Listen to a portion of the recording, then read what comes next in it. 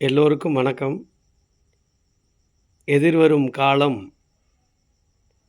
பொருளாதார ரீதியிலே நாம் மிகுந்த கவனத்தோடு பயணம் செய்யணும்னு சொல்லி சில செய்திகளை நம்ம பார்க்குறோம்.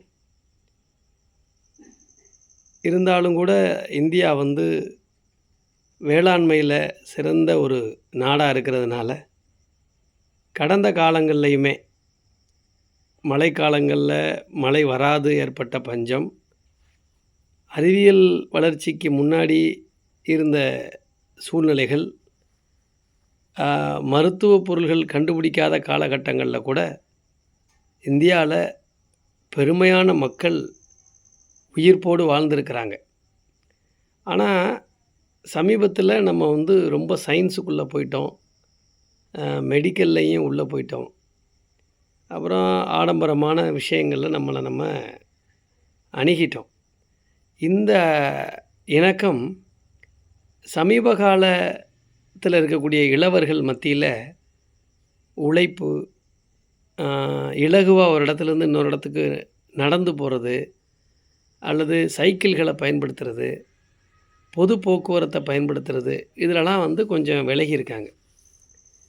இப்போ நம்ம எதை உற்று நோக்கி இப்போ போகணும் அப்படிங்கிற மாதிரியான ஒரு கருத்தை யோசிக்கையில், எதிர்வரும் காலங்கள் கொஞ்சம் பொருளாதார ரீதியில் கவனம் இல்லாத போது பல பிரச்சனைகளை சந்திக்கக்கூடிய வாய்ப்புகளை நம்ம எதிர்நோக்க வேண்டிய கட்டாயத்தில் இருக்கிறோம். இப்போ 1980 காலகட்டங்களில் எங்களை மாதிரி ஆட்கள்லாம் பிறந்த காலகட்டங்கள் எப்படி இருந்துச்சுன்னா, பெரிய எதிர்பார்ப்புகள் எதுவுமே இல்லைங்க. காலையிலேருந்து சாயங்காலம் வரைக்கும் என்ன செய்வோம், சும்மா விளையாண்டுக்கிட்டு தெரிவோம் லீவு நாளில். அப்போ மண்ணெண்ணெய் விளக்கு, சீமெண்ணெய்ன்னு சொல்லுவாங்க, அது ரேஷன் கடையில் கொஞ்சம் கொடுப்பாங்க. அந்த சீமெண்ணெயில் தான் விளக்கு, இரவுக்கு விளக்கு. அந்த விளக்கும் கூட எப்படி இருக்கும்னா, ஓரளவுக்கு பணம் இருக்கிறவங்கள்ட்ட லண்டியன் இருக்கும், லாந்தர் லைட்டு. மிச்ச வீட்டெல்லாம் என்ன இருக்குன்னா, அந்த மை டப்பா பாட்டில். இப்போ யாரும் மை டப்பா வாங்கி பேனால் ஊற்றுறதில்ல. அந்த மை டப்பா பாட்டிலில் ஒரு திரியை போட்டு, சாதாரண துணி, நம்ம வேஸ்ட்டாக பயன்படுத்துகிற துணியை சுருட்டி அதில் மண்ணெண்ணெயை ஊற்றி, அந்த விளக்கு தான் காண்டா விளக்கு. அந்த மாதிரி விளக்குகளை நம்ம இரவு முழுவதும் பயன்படுத்திக்கிடுவோம். 7 மணிக்கு நம்ம தூங்கிடுவோம். 80 காலகட்டங்கள்லாம் 2000 வரையில் கூட 7 மணிக்கு தூங்குகிற பழக்கங்கள் இருந்தது. 2010க்கு பிற்பாடான காலத்தில் தான் 12 மணிக்கு தூங்குறது, இரவில் திருப்பி காலையில் 10 மணிக்கு எந்திரிக்கிற மாதிரியான ஒரு சூழ்நிலை. இப்போ இதெல்லாம் எப்படி வந்தது அப்படின்னு பார்க்கும்போது எல்லாமே அறிவியல். அதுக்காக சார் அறிவியலை சுத்தமாக விட்டுறலாமா அப்படின்னாலும் விட முடியாது, நம்ம அதுக்கு பழகிட்டோம். அப்போ காலகட்டத்தில் பள்ளிக்கூடங்கள்ங்கிறது ரொம்ப அரிது. அப்போ பள்ளிக்கூடத்துக்கு சோத்துக்காகத்தான் படிக்க போன காலம். மதிய உணவு கிடைச்சா, மதிய உணவில் மிச்சம் இருக்கிற சோத்தை தலையில் தூக்கி சுமந்து வீட்டுக்கு கொண்டு வந்து அதை இரவில் சாப்பிடக்கூடிய காலகட்டம். அப்போ முழுமையான சொர்க்கமாக வாழ்ந்துக்கிட்டு இருந்தாங்க. காலையில் விளையாட போனால் நைட்டு தான் வாருது. யாரும் பெற்றோர் தேடுறதெல்லாம் இல்லை. காரணம் என்ன? ஒற்றுமையாக இருந்தாங்க. பக்கத்து வீட்டு பிள்ளையும் என்னுடைய குழந்தைன்னு சொல்லி பெற்றோர் பார்த்தாங்க. ஒரு குழந்தைக்கு ஏதாவது ஒன்று காயமோ எதுனா உடனடியாக பறந்து போய் அதுக்கான முதலுதவியை கிராமத்து வைத்தியப்படி செஞ்சாங்க. அப்போ அதே நேரத்தில் இங்கே வண்டி வாகனம் எதுவுமே இல்லை. அப்போ ரோடே கிடையாது, ரோட்டில் யாரும் வரப்போகிறதும் கிடையாது. குழந்தைகளுக்கு இந்த விபத்துங்கிற அந்த வாய்ப்பே கிடையாது. அப்போ முழுமையாக அந்த கிராமம், அந்த குக்கிராமம் அவர்களுக்கு சொர்க்கமாக தெரிந்தது. சந்தோஷமாக வாழ்ந்தாங்க. சரி, எப்போ தாண்டா அவங்க வீட்டில் தீபாவளி வந்தால் தான் இட்லி, பொங்கல் வந்தால் தான் பொங்கல், பிறந்த நாள் கிடையாது, இத்தனை தினங்கள் அன்னைக்கு கிடையாது, சுதந்திர தினத்தன்னைக்கு பள்ளிக்கூடத்தில் ஒரு சாக்லேட்டு, குடியரசு தினத்தன்னைக்கு ஒரு சாக்லேட். இதை விட்டால் ஒன்றும் கிடையாது. புளியம்பழத்தை பறிச்சுட்டு வருவாங்க. மே மாத்தையில் பனைமரத்தில் ஏறி மொங்கு வெட்டிட்டு வருவாங்க. அந்த வெட்டின நொங்கை குடிச்சிட்டு அதில் தான் வண்டி செஞ்சு விளையாடுறது. அப்போ மிகப்பெரிய ஒரு எந்த எதிர்பார்ப்பும் இல்லாமல் அந்த வாழ்ந்த சமுதாயத்தில் சரி, சோற்றுக்கு என்ன ஆதாரம்? எல்லோரும் என்ன போனாங்க? வயலுக்கு போனாங்க. அவங்கள்ட்ட இருக்கிற நிலம் எவ்வளோதோ அந்த வயலை உழுதாங்க. மாடு இருக்கிறவங்க அவங்களே உழுதுக்கிட்டாங்க. மாடு இல்லாதவங்க பக்கத்தில் வாங்கி அல்லது அவங்கள வர சொல்லி உழுவாங்க. என்ன பெரிய சம்பளம் கொடுத்துட போகிறாங்க? ரொம்ப பெரிய 50 ரூபா 100 ரூபா, அது பெரிய விஷயம். நாடு முழுவதும் உழுதாலே அவங்களுக்கு சாப்பாடு நம்ம சமைச்சு போடணும். சரி, நீர் நாற்று போட்டாங்க, விதப்பும் போட்டாங்க. அவங்கள்ட்ட இருக்கிற 80 சென்டாக இருந்தாலும் 60 சென்டாக இருந்தாலும் காணி நிலமாக இருந்தாலும் அதில் விவசாயத்தை பண்ணாங்க. அதிலேருந்து 10 களம், ஒரு களம்னா ஒரு மூடை, அதிகபட்சம் ஒரு 10 களம் நெல்லை ஆண்டுக்கு ஆடி மாதம் விதைச்சி தை மாத்தையில் அறுவடை பண்ணி பொங்கல் வைக்காங்க. அந்த அறுவடை எப்படி? அங்கே இருக்கிற வீட்டில் இருக்க எல்லாரும் போய் கருவாலை வச்சு அறுத்தாங்க. எல்லாரும் அறுப்பாங்க. அறுத்து கட்டி எல்லாரும் தூக்கிட்டு வருவாங்க. தலைச்சமையாக தூக்கிட்டு வந்துட்டு திருப்பி அந்த கட்டை தூக்குறதுக்கு போனாங்க. எந்த சோம்பேறித்தனமும் இப்போ இல்லை. இப்போ பேசிக்கிட்டு இருக்க நாங்களே அந்த வேலையெல்லாம் செஞ்சுருக்கோம். வரப்பை வெட்டியிருக்கிறோம், வாய்க்கால் வெட்டியிருக்கிறோம், நாற்றை நட்டிருக்கோம், நாற்றை பறிச்சிருக்கோம், கருது அறுத்துருக்கோம், கருது கட்டை தூக்கிட்டு வந்திருக்கோம்.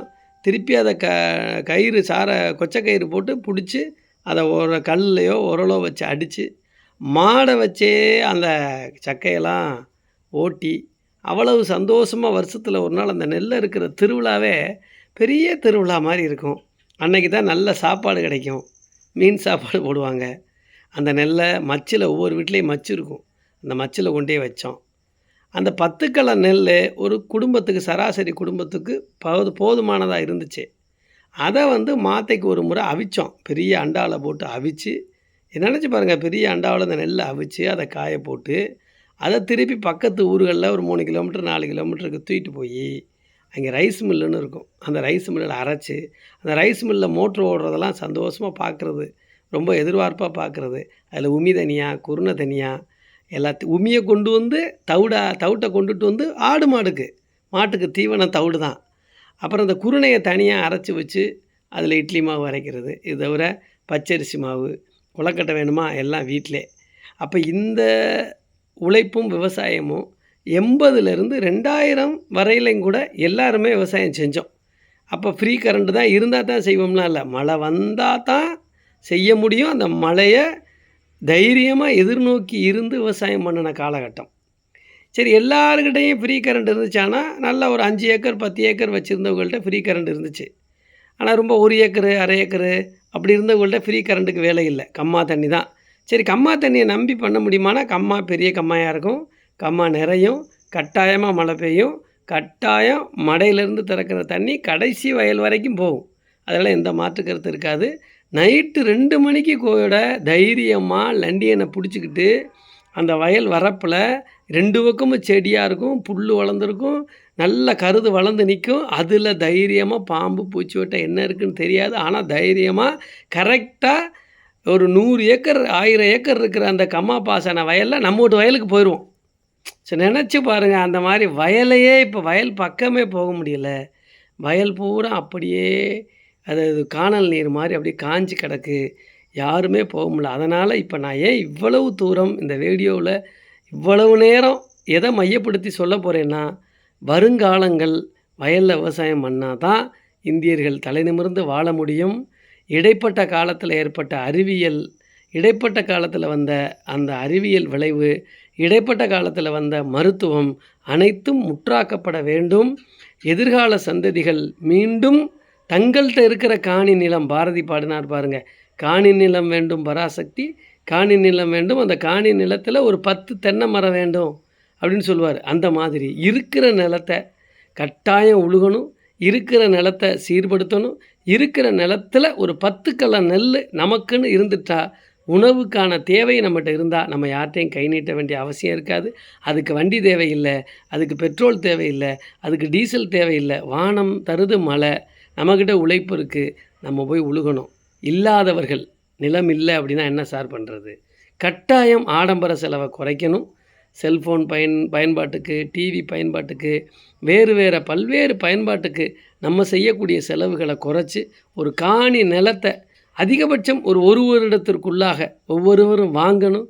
வாங்கி அதில் மழையில் வரக்கூடிய தண்ணியால், கண்மாயில் இருக்கிற தண்ணியால், ஊரணியில் தேங்குகிற தண்ணியால் அந்த தண்ணியால் பழைய முறைப்படி விவசாயம் பண்ண பழகணும். ஏன்னா எல்லாரும் மோட்ரு போட முடியாது, எல்லாரும் போர்வெல் வைக்க முடியாது, எல்லாராலையும் இலவச மின்சாரம் உடனே வாங்க முடியாது, எல்லாராலையும் 5 ஏக்கர் 10 ஏக்கர் வாங்க முடியுமா? முடியாது. அப்போ கட்டாயமாக இதை நோக்கி நாம் பயணித்து கட்டாயம் விவசாயத்துக்கு போயே ஆகணும். விவசாயத்தை நம்பின நாடு, விவசாயம்தான் இன்றைக்கும் இருக்கிற நாடு. இதனால் நீங்கள் கட்டாயம் விவசாயத்தை நோக்கி போங்க. உண்மையிலே யாராட்ட நிலம் இருக்கோ சிங்கப்பூர் போகாதீங்க, மலேசியா போக வேண்டாம், சவுதி போக வேண்டாம், அயல்நாட்டுக்கு போக வேண்டாம். என்ன வளம் இல்லை இந்த திருநாட்டில் ஏன் கையை ஏந்த வேண்டும் அயல்நாட்டின்னு சும்மா பாடலை. ஆனால் இன்றைக்கு நிலம் வாங்கணும்னு நினைக்கிறவனுக்கு காசு இல்லை, விவசாயம் செய்யணும்னு ஆசைப்படுறவன்ட்ட தண்ணி இல்லை, விவசாயம் செய்யணும்னு ஆசை இருக்கிறவன்ட்ட நிலம் இல்லை. ஆனால் பல ஏக்கர் நிலத்தை நிறைய பேர் ஆடம்பரத்துக்காக பட்டணத்தில் போய் சொகுசாக வாழணுங்கிறக்காக நிலத்தை பூரா காய போட்டுட்டு போயிருக்காங்க. அங்கே போய் இஎம்ஐ கட்ட முடியாமல், அங்கே போய் வாடகை கட்ட முடியாமல், அங்கே போய் பிள்ளைகளை படிக்க வைக்கிற கௌரவத்துக்குன்னு சொல்லி கடனை வாங்கி கடைசியாக நிறைய பேர் ஆடம்பர வாழ்க்கைக்காகவே தற்கொலை செய்கிற நிலைக்கு கூட வராங்க. ஆனால் நீங்கள், எனக்கு தெரிஞ்ச ஒரு கிளைண்ட்டு, ஒரு விவசாயி, அவர் 10 ஏக்கர் நிலம் இருக்குது. ஆனால் ஊர்லேருந்து கிட்டத்தட்ட எத்தனை கிலோமீட்டர் பயணம் பண்ணி போகணுன்னா 15 கிலோமீட்டர் பயணம் பண்ணி போகணும். அவர் நகரத்தை ஒட்டி இருக்கிறார், இல்லைன்னு சொல்லலை. ஆனால் 15 கிலோமீட்டர் தினசரி பயணம் பண்ணி அந்த காட்டுக்குள்ளே இருக்கிற அந்த 15 ஏக்கரில் கரும்பு போடுறார். கஷ்டப்பட்டு அரசாங்கத்தில் ரொம்ப நாள் முன்னுரிமைப்படி இலவச கரண்டு வாங்கிட்டார். கஷ்டப்பட்டு வேலிலாம் அடைச்சி கரும்பு போடுறாரு. இன்றைக்கி ஆண்டு ஒன்றுக்கு 12 லட்சம் அவருக்கு கரும்பில் கிடைக்குதான். 6 லட்ச ரூபா வெட்டுக்கூலி இதுகளுக்கு போனாலும் 6 லட்ச ரூபா விவசாயத்திலே நான் எடுக்கிறேன் சார். நான் அதோடு சேர்ந்து கோழி கொஞ்சோண்டு வளர்க்குறேன், கொஞ்சோண்டு மாமரம் வச்சுருக்கேன், கொஞ்சம் நெல்லும் ஊடு பயிராக போட்டுக்கிறேன்னு சொல்கிறாரு. அப்போ கேட்கும்போது எனக்கு ரொம்ப சந்தோஷம். ஆனால் நம்மக்கிட்ட நிலம் இல்லையேன்னு ஒரு வருத்தம் இருந்தால் நான் பொறாமப்படலை. ஆனால் விவசாயத்தில் லாபம் இருக்குங்கிறதையும் நம்ம அந்த அளவுக்கு பெரிய நிலம் வாங்க வேண்டாம். 1 ஏக்கரில் நம்ம கம்மாயில் வர்ற தண்ணியை வச்சு கஷ்டப்பட்டு நெல் போட்டோன்னா, நெல் நம்மகிட்ட இருந்தாலே அன்னைக்கு என்னங்க கவலை இருந்துச்சு? எதை பற்றி கவலைப்பட்டோம்? சென்னைக்கு போனோமா, படத்துக்கு போனோமா, மெடிக்கலுக்கு போனோமா, டவுனை சுற்றினோமா, வெட்டித்தனமாக பணம் செலவழிச்சோமா? கிடையாதே. அந்த 10 ஏக்கர் 10 கள நெல்லில் தான் எக்ஸ்ட்ரா நெல்லை விற்று சாப்பிட்டோம், அதில் தான் ட்ரெஸ் எடுத்தோம், அதில் தான் நம்ம கல்யாண காட்சிக்கு போனோம், அதில் தான் தாய பிள்ளைகளுக்கு சீர் செஞ்சோம். இப்படியெல்லாம் இருந்த முறை மீண்டும் வரப்போகுது. நீங்கள் எழுதி வச்சுக்கோங்க. இன்னும் ஒரு 5 ஆண்டுகளில் நிலம் இருப்பவர் தான் வாழ முடியும், விவசாயி தான் வாழ முடியும். ஆகவே நாமும் படித்தவங்களாக இருந்தாலும் சரி, டெக்னிக்கல் லைனில் இருந்தாலும் சரி, கொஞ்சம் எங்கிட்டாவது நம்ம ஒரு நிலத்தை வாங்க பார்ப்போம். அந்த நிலத்தில் இயற்கை மழையில் விவசாயம் செய்ய பார்ப்போம். அதில் கிடைக்கிற நெல் நம்மகிட்ட இருந்துச்சுன்னு வைங்களேன், வண்டி வாசி எது இல்லைனாலும் கிராமத்தில் ஒரு கீரையோ பழைய மாதிரி ஒரு சின்ன சின்ன விவசாயத்தை பண்ணி அதிலிருந்து கிடைக்கிறதுல நம்ம உணவுக்கு வெஞ்சனத்துக்கு ரெடி பண்ணிக்கலாம். இந்த களை நடக்கிற நெல்லை வச்சுட்டு நம்ம தைரியமாக, உணவு இருந்தால் நம்ம பிள்ளைகளை வாழ வச்சிடலாம்ல.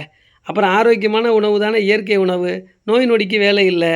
அப்போ பழைய நிலைக்கு மாறி தான் ஆகணும். இதை சில அமைப்புகள் சொல்லுது, ஆனால் கேலி கூத்தா நினைக்கிறாங்க. காலச்சக்கரம் முன் அந்த சக்கரத்தில் அச்சு, ஒவ்வொரு அச்சும் மேலே போனாலும் கீழே வந்து தான் ஆகும். அது இயற்கையிலையும் அப்படித்தான், மனிதனுடைய பயணத்திலையும் அப்படித்தான், அறிவியலுடைய விளைவும் அப்படித்தான் கொண்டு போய் நிற்கும். ஆகையாலே விவசாயத்திற்கு வாருங்கள், விவசாயத்தை முன்னெடுங்கள். விரைவில் ஒவ்வொருவரும் ஒரு காணி நிலம் வாங்குறதுக்கான முயற்சி பண்ணுங்கள். இதை நீங்கள் அன்போடு இந்த வீடியோவை எல்லாரும் கவனத்தோடு பாருங்கள். நம்முடைய பொருளாதாரம் நம்ம கையில் இருக்கும். நானும் உங்களோட சேர்ந்து அதை நோக்கி போவதற்கான முயற்சியை எடுக்கிறேன். நன்றி, வணக்கம்.